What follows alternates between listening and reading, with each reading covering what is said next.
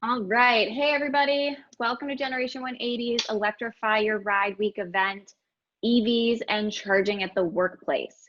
So if you're here to learn about plugging in your EV at the office, you are in the right place.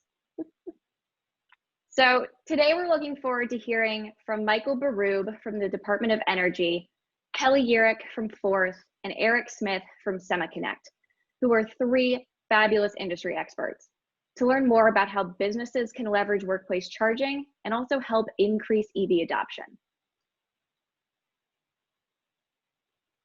So before we get started, I want to quickly tell you all just a little bit about who we are. Generation 180 is a national nonprofit based out of Charlottesville, Virginia, and we work to inspire and equip everyday people to take action on clean energy. My name is Blair St. Ledger Olson, and I'm joined by my colleague, Stuart Gardner. A special thank you to all of our team members who are working behind the scenes to help make this event happen. So here's a quick look at the three major focus areas of our work. We're working to flip the energy script, helping to move us from a narrative focused on climate doom and gloom and to a story focused on where we need to go, a world powered by 100% clean energy.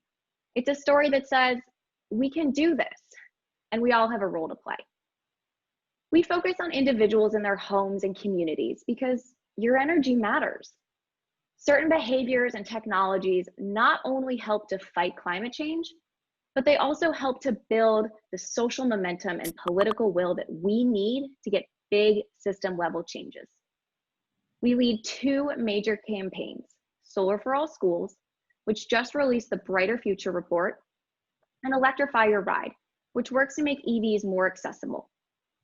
Solar and EVs are clean energy solutions proven to address two of the largest sources of carbon dioxide, emissions from electricity generation and transportation.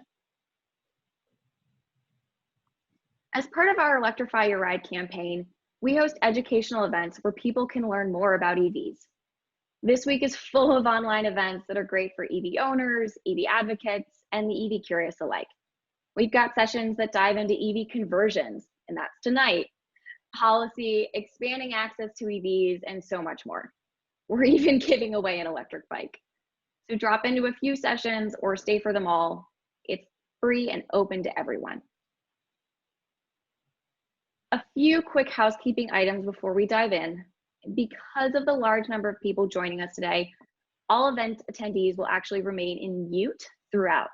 So do us a favor and please use the Q&A and not the chat to submit your questions. We'll get through as many questions as we can over the next hour. Now, without further ado, I think it's time to hear from our guests. Kelly, do you actually want to kick us off? Sure, yes, happy to start. Nate will get your slides up in just a second.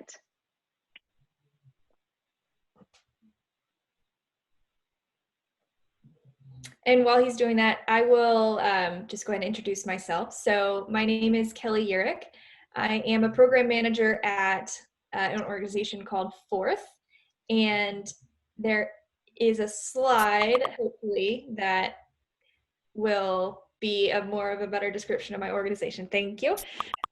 So Forth is a nonprofit trade association based out of Portland, Oregon, with a mission to accelerate the adoption of clean, shared, and electric mobility. We bring together partners from across the electric transportation industry to advance this mission through transportation policy, demonstration projects, and consumer education and awareness.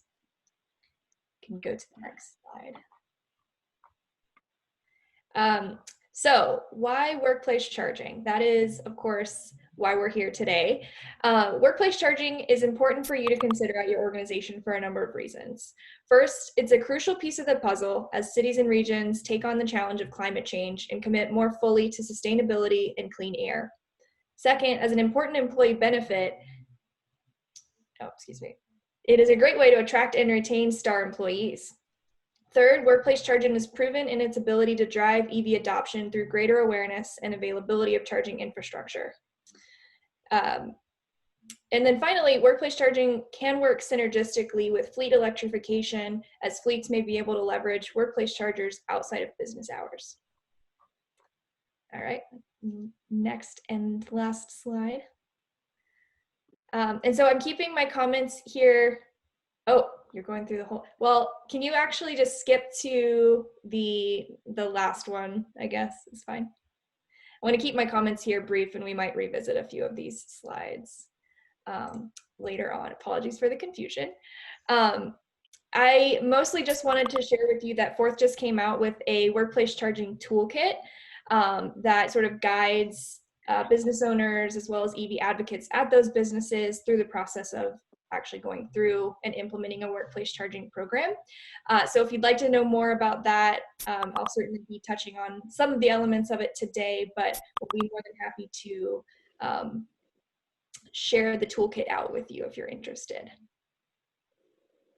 And that's all for me in my intro. Thank you. Awesome, Kelly. Thank you so much. So I think, Michael, you're up next. Excellent. Well, thank you very much. Thank you very much for having me here today. So Michael Barabee, I'm the Acting Deputy Assistant Secretary at U.S. Department of Energy. I'm responsible for the DOE's Sustainable Transportation Research and Development and Deployment portfolio. Many of you here may have worked with us through our Clean Cities coalitions that are part of our group, or the U.S. National Labs that are part of our group. We do work across a very broad range of transportation, from electrification, natural gas, all types of alternative fuels, hydrogen fuel development, biofuels, everything from early stage R&D and developing new battery technology to going out and doing deployment out in the workplace. I guess I just wanted to share that on the topic of workplace charging, we certainly see that the advances we've made in battery technology on cost are at the point where we are going to have EVs at scale relatively quickly in the coming decade. To do that, we're going to need to have charging at scale, and workplace charging is going to be a critical piece of that. You know, up till now, the volumes of EVs we've had, while certainly growing and impressive, are great in the grand scheme of all the number of vehicles, they're still relatively small. You may ask yourself, okay, do I really need workplace charging? But I think when you look at the number of new EV models coming, the EV penetration rates, in the coming years, not in 5, 10 years, but in 2, 3 years and growing from there, this is going to become much more a part of the essential landscape. And businesses who get ahead of that will be, like in many things, better off than those that wait to the end. So I think it's an area that we need to focus on specifically.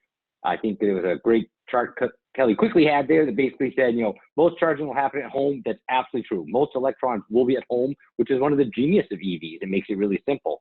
But you can't negate then workplace is probably the next most likely place people really need and want to charge. And if we can satisfy charging there, that can help tremendously for the grid overall as compared to high power charging, which will be needed, but will be more just very demand-based, higher power, very peaky. Workplace charging has the capability to be managed charging, which can help our electric grid, which will help keep EV costs down, electric charging costs down, which will benefit everyone. So look forward to taking questions, having dialogue throughout the session here. Absolutely. Thanks, Michael. Eric, you want to round us out before we dive into the Q&A? Yeah, sure. Thanks a lot. And I do have some PowerPoint slides here. And if we can kind of move quickly through this, that'll be great. So we can go to the next slide. My name is Eric Smith. I'm with SemaConnect. I cover the Pacific Northwest, Hawaii, and Western Canada. SemaConnect is a leading developer and manufacturer of EV charging station solutions for fleet, DC quick chargers, and especially level 2 charging stations, serving basically the commercial use properties. And we're headquartered in near the Washington, DC area with offices all across US and North America. And we can go to the next slide, please. But basically, we're offering a Class A charging station solution that's easy to use, great for EV owners, and has all the technology that's future-proof built in. And we have a bunch of new features coming out here as well too. I myself, for 8 years, have been driving 3 different electric vehicles. I don't know what you've been doing 8 years ago, but just think I've been trading up the whole time. And I have a huge connection with a lot of the customers you see on the right side over there as well. And I'm a speaker with a number of events like this. So I'm glad to be here today as well. Next slide, please. And I'm just going to kind of touch on the bullets of these a little bit real quick. So SemaConnect make a charging station. It's right there on the left. That's the head unit. EV owners pay with a smartphone. It's easy to manage from a property standpoint. You can be on wait lists.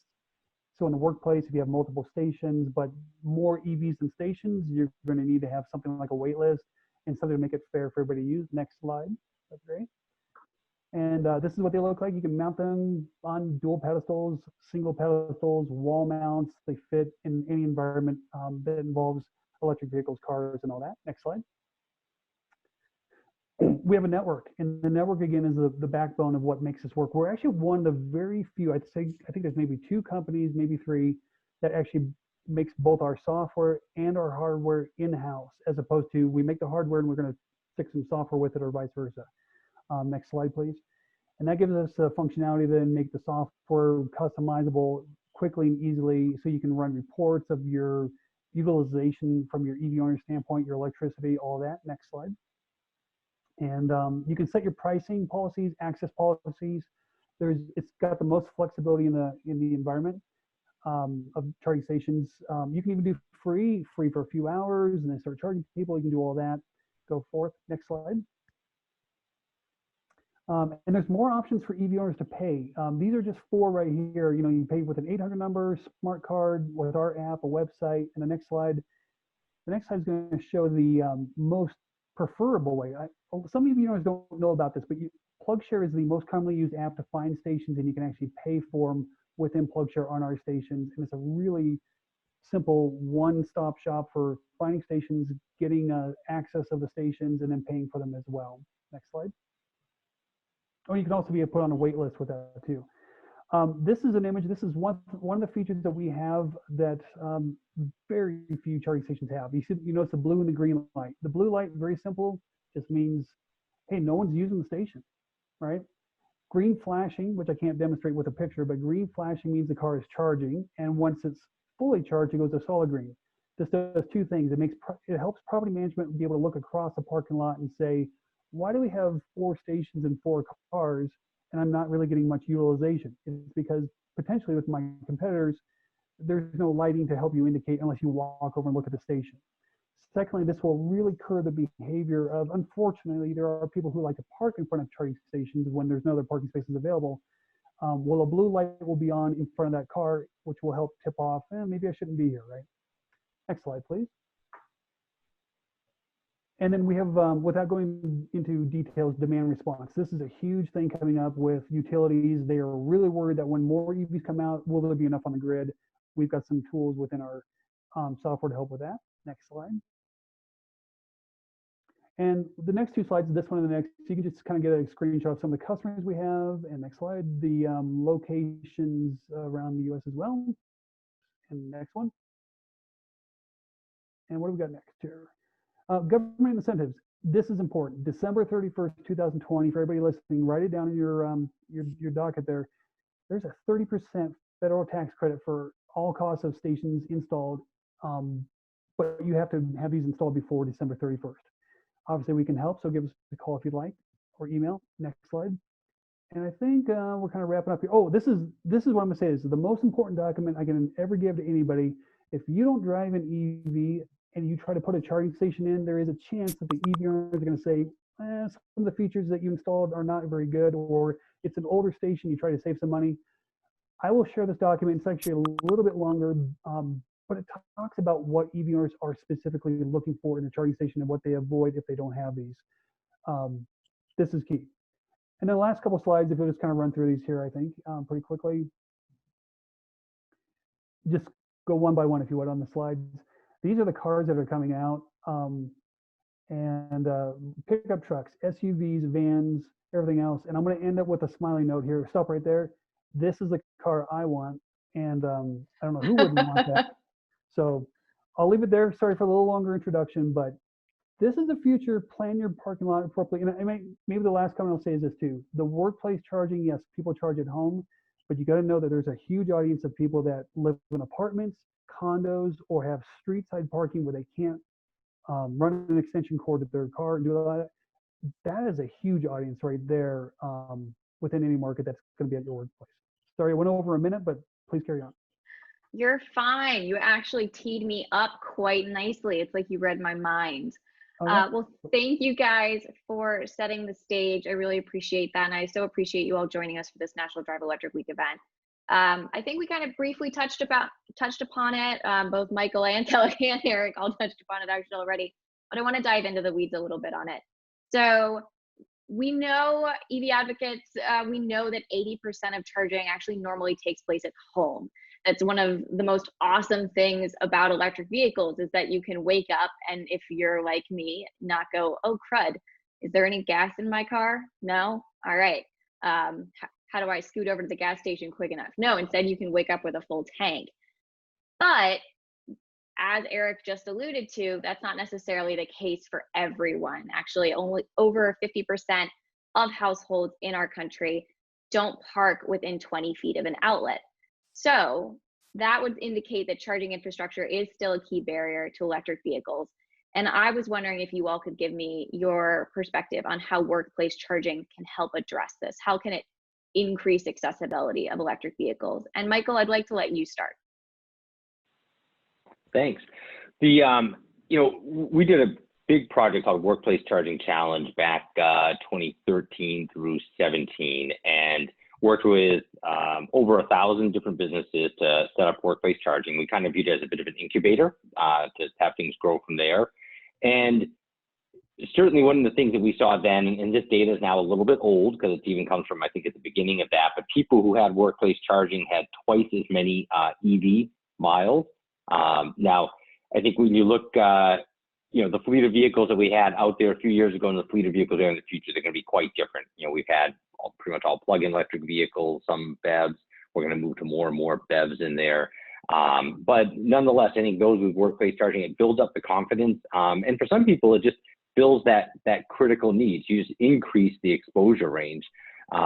You also have some people who have very, very low mileage needs, but they don't have charging at home. They don't have a garage. They don't have their parking in the street. They may not need very much electricity, but that little bit at the workplace can really make a difference when they can be doing low power charging, which typically equates to lower cost charging.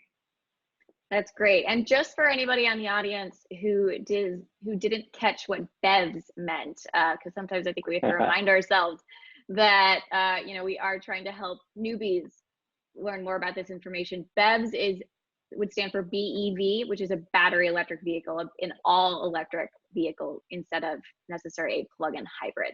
All right, now that my lesson is done, Kelly, can you give us your perspective on that?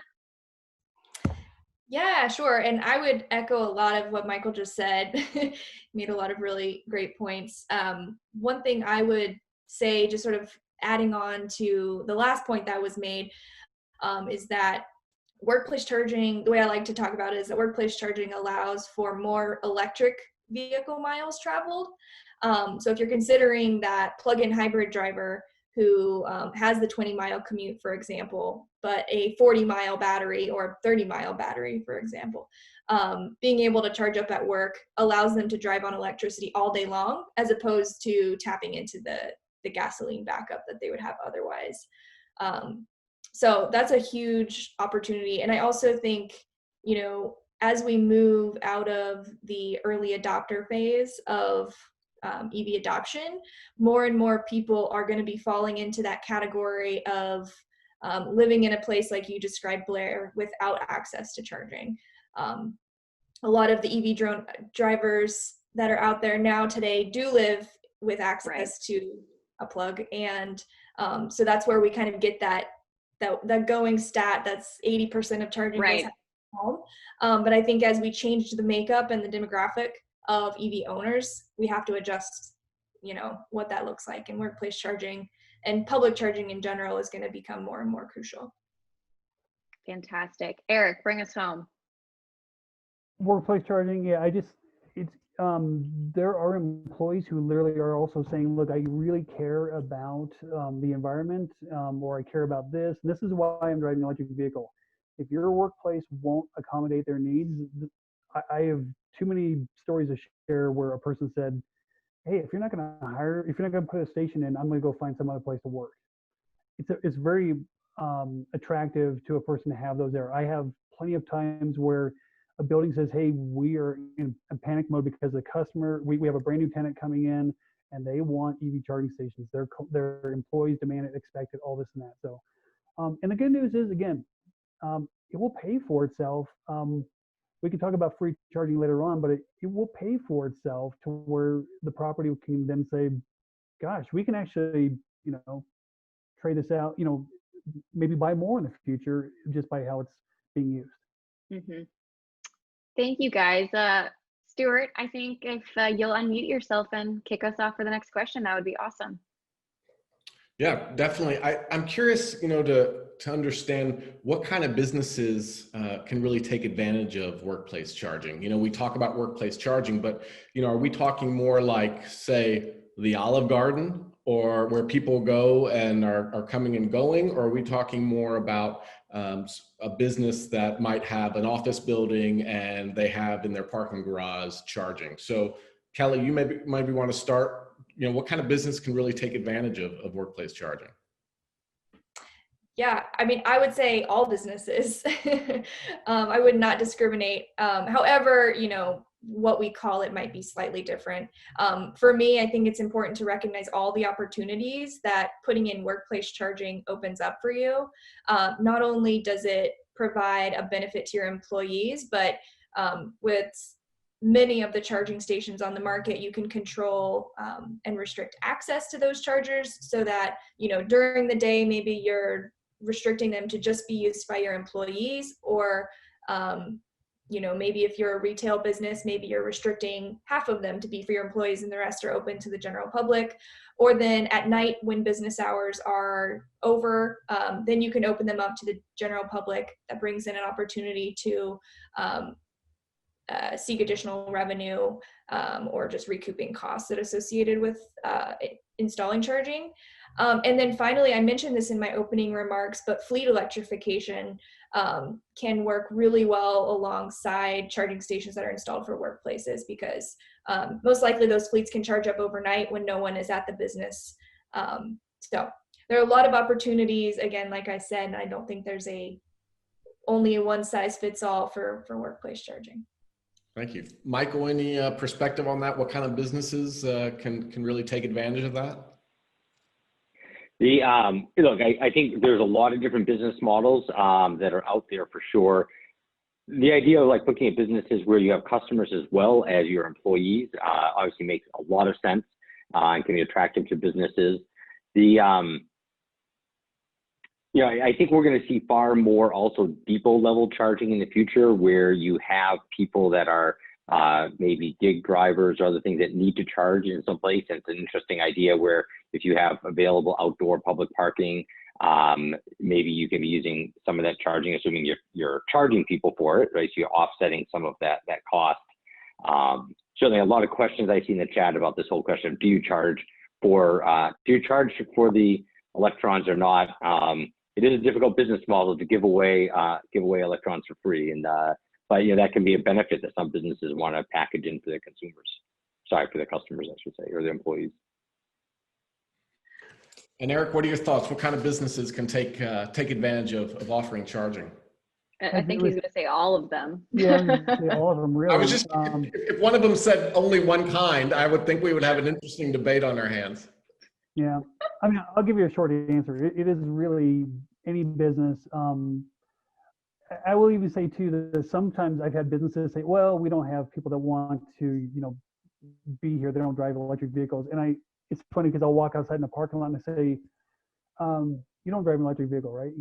You've got 5 electric vehicles in your parking lot right now. I don't know if you're aware, but, I mean, let's face it, 95, whatever the percentage of Americans that don't drive an electric vehicle, if I ask them to point at 20 cars and tell me which 3 were electric, I might get the Tesla pointed out, but that's about it.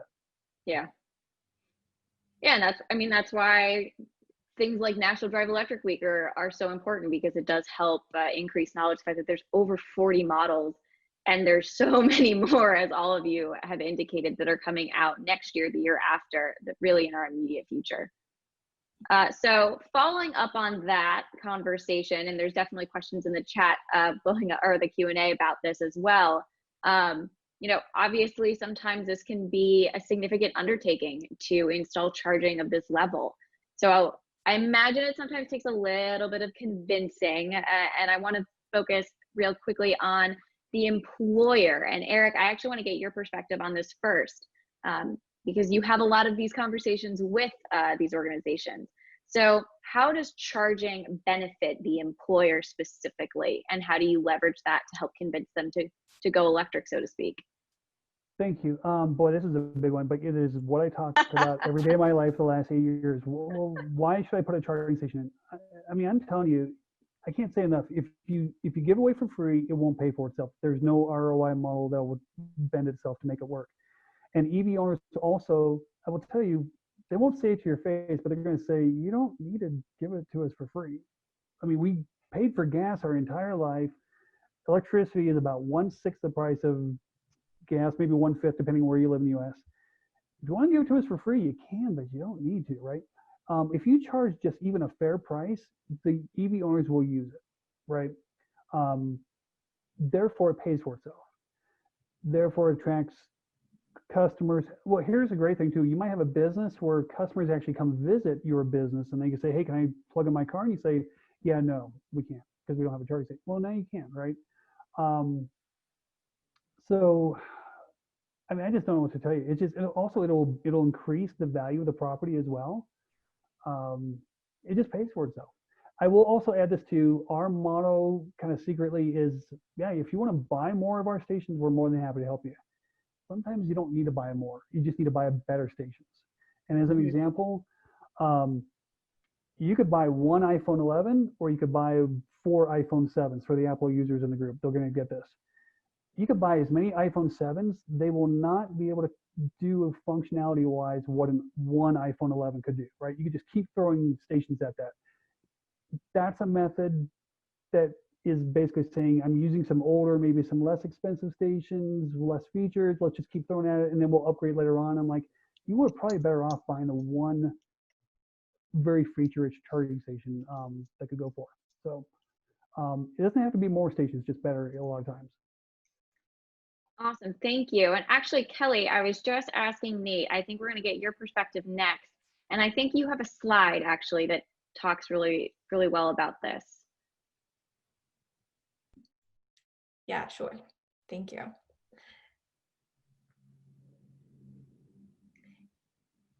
Yeah, so this is, oh, sorry, were you going to jump in, Stuart? Is this it, or? Well, this I think is a question for answering the value to employees as opposed to employers. I think there we go. Okay, thank you. Yeah, so I want to kind of point at that first bullet point there, which is I think why a lot more businesses are starting to put in workplace charging and just charging stations at their property in general is that it really does align them with their region or city's greenhouse gas reduction goals. You can earn LEED points, not very many, but you can earn LEED points for installing charging stations at your property. You know, the stat on the right there at the top, a study found, I think it was just a few years ago, that 52% of employees believe that their employers should be doing more for the environment. And so this is good, you know, it's good press, I guess you could say, for your company, both in your community and in some cases internationally, depending on what community or business you work for. But it's also just a really great way to build support among your employees for the work that you're trying to do. And then the last thing I think that I would mention on this slide is just that the bottom stat there on my right hand image is, you know, Michael sort of made some remarks to this, but the future is electric, and the more you can do to prepare for that now, the better suited you're going to be for when more of your employees are driving electric and are demanding that charging infrastructure be there. Awesome. Thank you, Kelly. Thank you, Nate. And Michael, with your workplace charging program at the DOE, I'm sure you had to try to convince a lot of different employers to hop on board. Do you have any final thoughts to add on this question? Well, I was just actually looking up some of the data. We have a lot of the data available on the Alternative Fuels Data Center, AFDC. So if you go just type in AFDC, it's one of actually the most commonly searched government websites in workplace charging.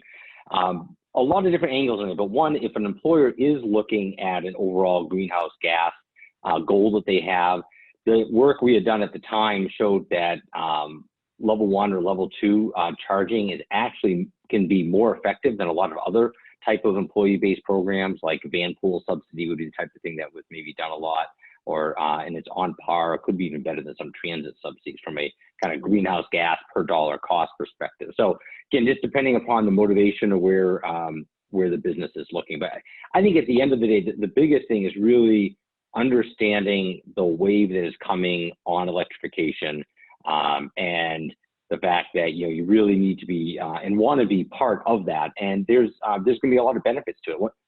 One other thing that I'll touch on, this kind of segues a little to maybe one of the questions I was asked too. A lot of buildings in the future, if you're an employer and you have a large building, they're looking at how do they manage their overall building electrical load, and how do they use their building and the control strategy along the building for managing that electrical load. We're looking increasing that. EVs are going to be the largest new load on the grid and one of the most manageable loads on the grid. A lot of buildings are looking at storage technology like batteries to have on site at a building. As battery costs have come down quite a bit, you can have those battery costs. They can help you manage your building loads, manage your peak charge, and all that keeps your peak charge down.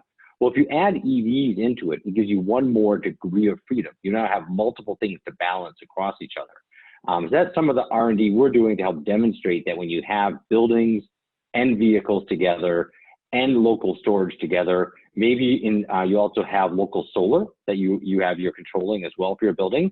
You put all of those together, you now have a much more dynamic situation, maybe more challenges, but also more opportunities to balance all of that together. Now, and that's for a larger employer that's managing and owning maybe their own building or multiple buildings, but that is the future where we're going. Fantastic, thank you. Awesome. You guys have touched on it a little bit, each, but I want to address it specifically. Workplace charging benefits for the employee. We just talked about how the employer can benefit it. What about just the regular person who's clocking in and clocking out? What are some of the benefits for that person with having access to charging at work? Michael, you can start with this one. Yeah, I think the biggest benefit, it breaks down to whether they have easy home charging or not. If they don't have easy home charging, this can provide them maybe the most economical next path. And really, when you think of the promise of EVs, right, are the low energy cost per mile that EVs offer overall. Energy today, transportation expense, I should say today, is the second highest expense for a typical American household. So cost of transportation is important in there. So if this gives them a way, if they don't have home charging, it can also increase the accessibility to large numbers of communities, especially people who tend to be in communities that are more disadvantaged communities, lower income communities, typically underserved communities. Workplace charging can really provide that benefit. If you already have, if you're living in a suburb, you have a garage, easy level 1 or level 2 charging at home, I think the benefit really becomes just that added security of, oh shoot, I forgot to plug in this morning, I was going to, or last night I should say, I have an unexpected something or the other, and it just gives you one more flexibility. Maybe just one last comment. I think it's really important that as everyone be thinking about the future, we have to be very careful to not overly focus on what the use case and use pattern of the past was. The electric vehicles that are coming out now and will be going forward are all 300-mile range vehicles. In the past, they were much lower range vehicles. And we may get to a day where, you go and buy your car, like today, you might buy the 4-cylinder engine or the 6-cylinder engine. In the future, you buy, hey, I want the 50-mile battery, I want the 100-mile, I want the 300-mile battery. But that use pattern in the future is going to change quite a bit. We don't fully know what that will be. But I think you'll have more and more employees where it's not like, hey, I have to charge every day, but I need to charge on occasion, and it's that added comfort level. So, because it might be daunting to think about, wow, I have to provide electricity for every single car that parks in my parking lot. I don't think that's necessarily the future. Right. but Eric might like that if it was. But All right, Eric, I think you just got called out, so you're up. Well, so, so we're talking about the mileage of the range. This is, I think, the coolest thing. There's Alcoa and Finergy. I'm bringing something up here. Alcoa and Finergy back in 2014 announced that they were going to work on a 1,000 mile range battery capacity. And I tell everybody, hey, if you can get to 500 miles, call it a day, because that's a long drive in one day, right? And I think we've talked about this previously one time. Okay, think about this. If you're a gas car driver, which maybe many of the listeners are, you fill up your car you fill it all up at once every 4 days, right? And you don't do the thing where you drive from home to work and back and then fill up the gas tank like a quarter of a tank and then do that tomorrow and the day after and the day after. Nobody fills up in force, right? They fill it all up at once, about once every 4 days, give or take a few days. If you're a gas car driver and you go into a dealership and you say, I'm here to get an electric vehicle, I'm ready to do this, there is nothing in your mind that says switch to plug in the vehicle in every day. In fact, I'm kind of answering some questions that are in the Q&A I was reading there. Some people were asking, what do you do about getting people to move their cars? Here's what our data is showing, and it's exactly what we predicted. EV owners are not going to think differently. Now that their ranges are 250, 300, 400 miles, they're going to think, well, why would I plug my car in for 2 hours every day and then let it sit there the rest of the day not being used? What they're going to do is come in on a Tuesday when their car is near empty, plug it in, and charge to full or near full as much as possible, right? And if you charge an EV owner a financial fee, they're more likely to say, let me do all that at once versus do this for 2 hours and then, I got to go move my car after 2 hours because they're going to start charging these fees. Your mind is already going to think, fill this up all at once every 4 days. So I'm also going to touch on something pretty big here. The big question I have from customers is, well, how many stations do I buy? And I always say, if you can think of 4 EV owners for one station, what that means is a Tuesday driver is there, driver B is on Wednesday, driver C is on Thursday, driver D is on Friday, I've lost count. And then the cycle would kind of continue, right? You've got to think and also train the EV owners to say, this is how you did your car for your whole life with the gas cars all at once every 4 days. Do the same thing in your parking lot. Now we got a 4-to-1 ratio of 4 EV owners to one station. And again, the only trick that you've got, the only ingredient you've got to make sure is in there is you charge the person for an hourly rate as a property. If you want to give away for free, fine, but they're just going to come in there and park as frequently and nonchalantly as they want, and they won't move their car. And that's one more thing. In the workplace, I have stories where you got VPs and directors and worker bees all driving electric vehicles. Someone parks their car there, leaves it all day long. Imagine being a worker bee to go ask a VP, hey, can you go move your car because it's fully charged, and, right? Or vice versa. I'm the VP, come and look for the worker bee and chew their head off saying you got to move the car. This has happened. Oof. If you let it be free, it leaves that person an open ticket to just say, I'll stay here and I won't move till whenever. If you charge an hourly fee, say, here it is. So it's a simple ingredient, and I know a lot of places are really hesitant to give away, to start charging their employees because they're special, and I get that. They're the best employees in the world, but they got to pay for something along the way in their life too. We all pay for our gas. So, Kelly, anything to add? I think we've covered it pretty well. Any additional how charging benefits the employee, going into the office?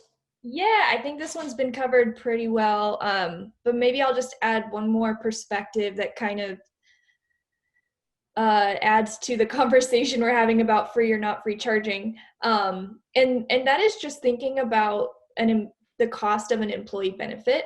The cost to add EV charging, as opposed to providing healthcare for your employees, for example, is a fraction, right? It's pennies on the day as opposed to dollars on the day. So it's actually a very low cost benefit in the grand scheme of things to provide to your employees.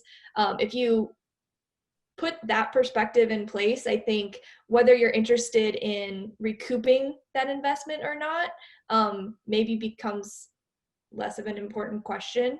I will also say, most businesses that have put in charging are not making a profit. It is not a profit generating move or investment.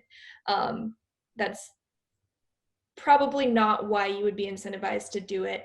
So I think I'll stop there. Yeah.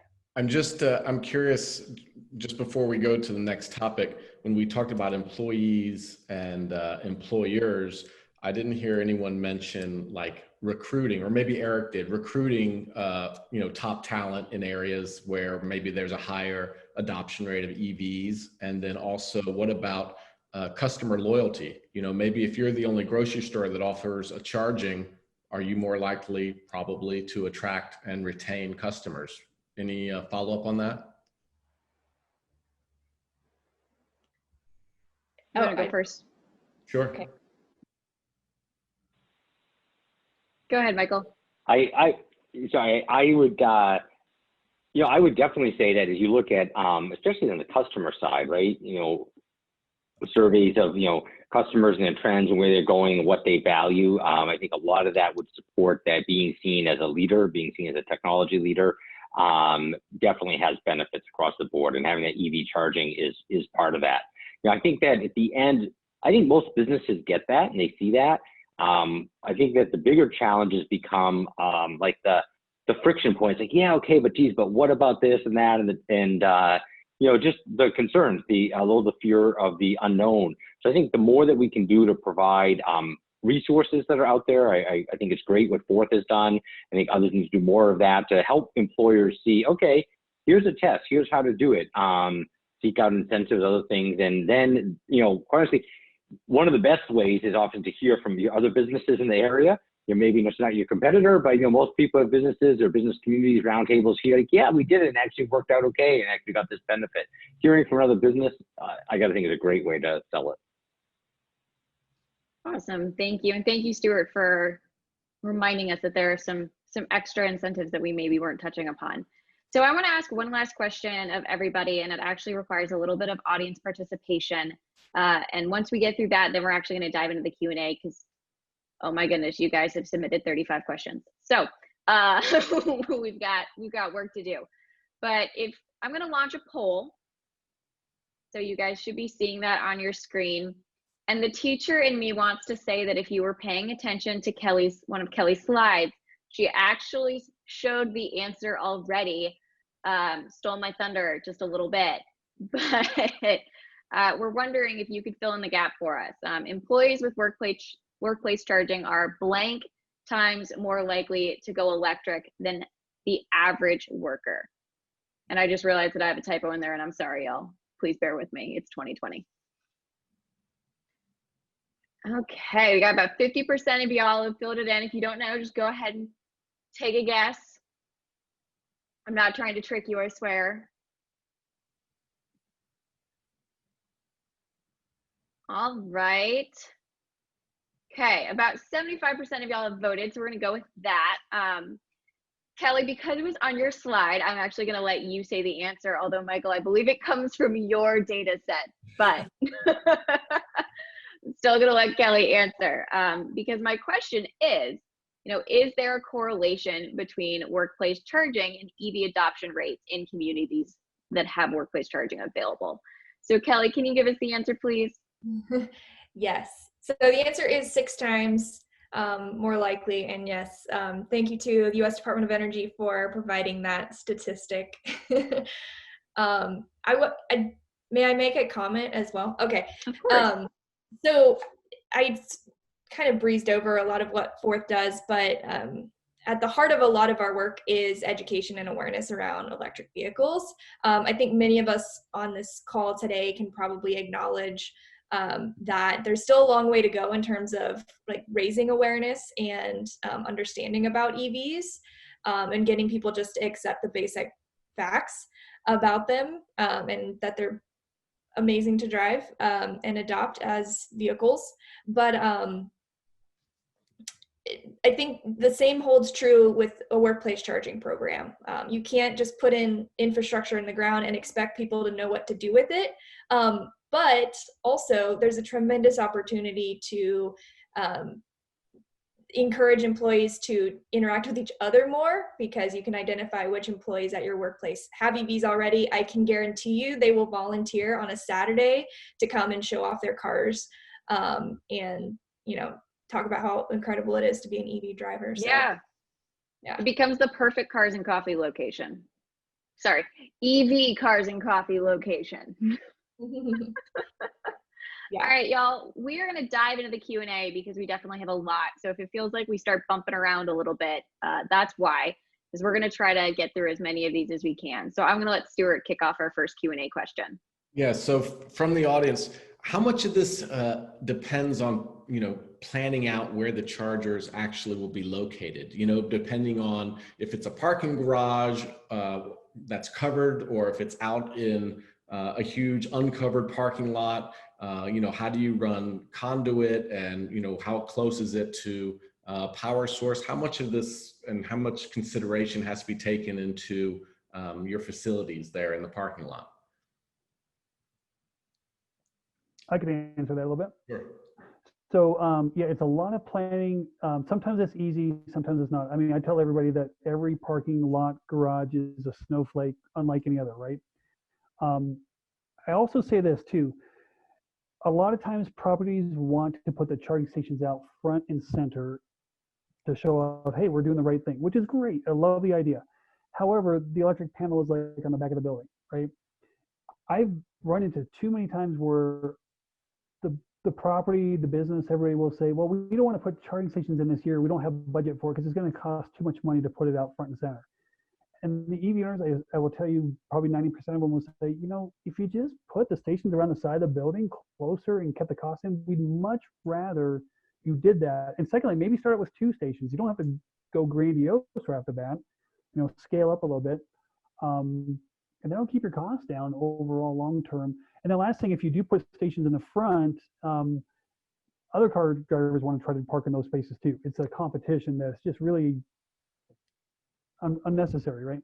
But Right. Yeah, planning is everything. And last thing is with SemiConnect, what makes us different is, and there's a couple of others that do this too.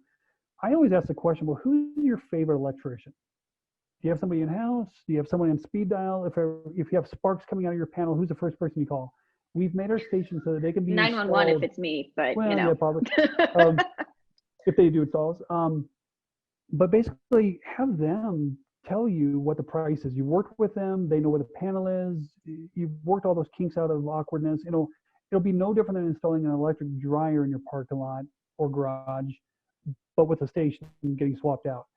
Now, if it goes in the garage, here's a trick. You do need to put it in, for all these features that EV owners are looking for, you need to have cell communication. And I get too many times where properties say, well, we don't want to put cell communication in, and we don't want all these features. And I'm like, well, the moment you start saying you don't want those is when the EV owner says, yeah, I don't really want your station either, because I want to be on a wait list. I want to know if the stations are in use or not. I want to, you know, and if somebody else is paying for these stations, eventually they're going to move, allowing me to move in.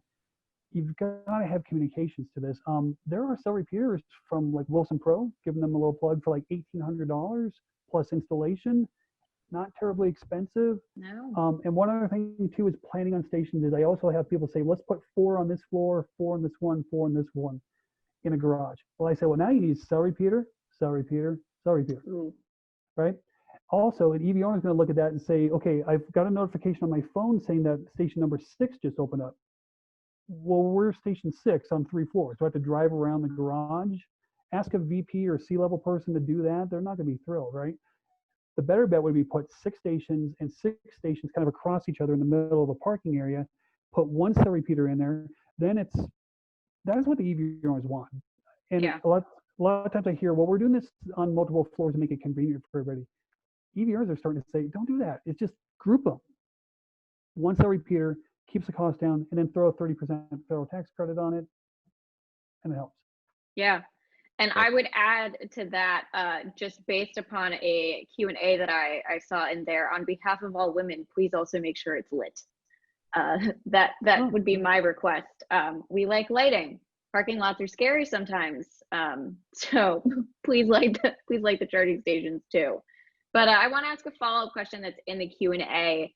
You know, we've talked about all of the great reasons for employers, for employees to encourage workplace charging, but how do you get an uninterested business to participate? What are the policy options or the mandate options that, you know, might we be seeing come out over the next few years to several years? And I think, Michael, you would be the best person to tackle this question first.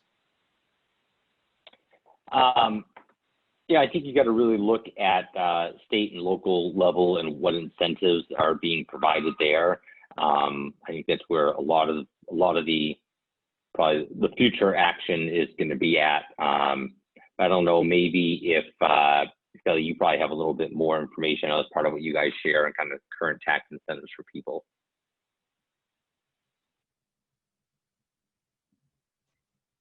Yeah, actually, I was going to sort of take this in a different, well, I was going to mention EV building codes as one potential avenue. It's not a mandate for EV infrastructure per se, but some states and jurisdictions are adopting building codes that will require, at the very minimum, for any new construction, or in some cases also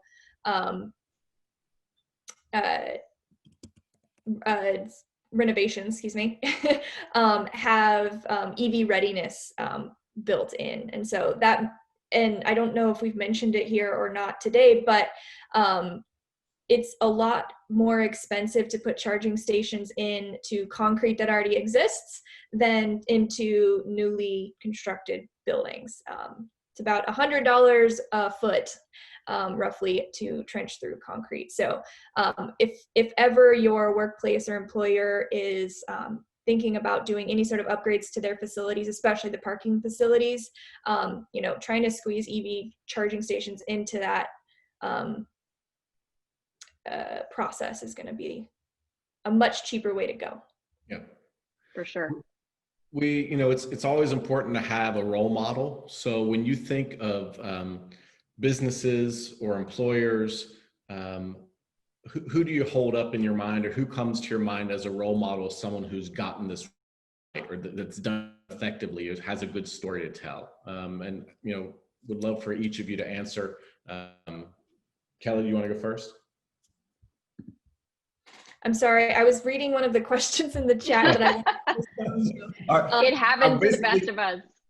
Can you repeat? Who's a role model or for offering a charging at the workplace? You know, either does there someone stand out that say like, hey, they've gotten it right? You know, an example. Yeah, and actually, I'd love to have Eric speak to this too. But kind of being an Oregon-based nonprofit, I'm going to speak more to those in my backyard per se, but a lot of tech companies are adopting workplace charging. Here in Oregon, Intel is an example of an organization that's got workplace charging. Nike as well. In Beaverton, Oregon, they have a workplace charging program. I believe maybe SemaConnect even. Just maybe. But I'll also say utilities are an interesting place to look. They're starting to, as they try to figure out how to roll out incentive programs to their business customers, many of them are making commitments for themselves to put in workplace charging. So I'd check with your local utility. They would probably be a great place to start.